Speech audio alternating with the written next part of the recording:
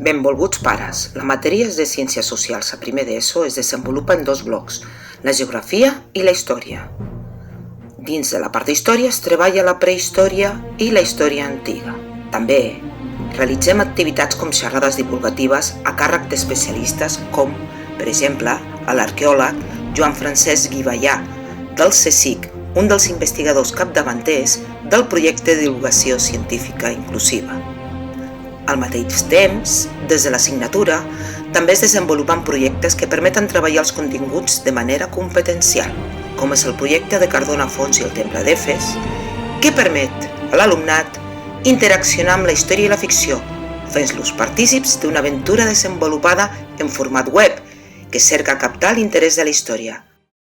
El contingut de segon d'ESO s'estructura en dos grans blocs, la geografia i la història. Pel que fa a la història, els continguts es centren en la història medieval. Un dels temes que treballem són les relacions socials a l'Europa feudal i la xarxa de pactes de vassallatge, que es van establir entre senyors i vassalls.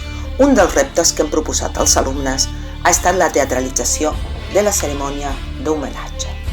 Un altre tema que treballem és la ciutat medieval. Ho fem a propòsit de la lectura de format còmic de la novel·la d'Ildefons Falcones, l'Església del Mar. Cada unitat s'acompanya de petits projectes, amb algunes propostes com el Visual Thinking. Permeten als alumnes conceptualitzar temes de forma molt atractiva. Comentar que a tercer d'ESO realitzen un projecte anomenat Empresa, on ells han conegut els sectors econòmics propis del seu entorn local.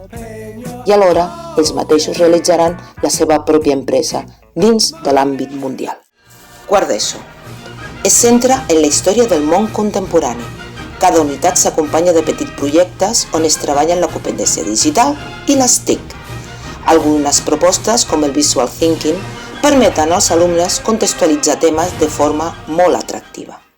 També s'ha treballat de manera molt intensa dins del que coneixem com xarxa de memòria i prevenció del feixisme mai més.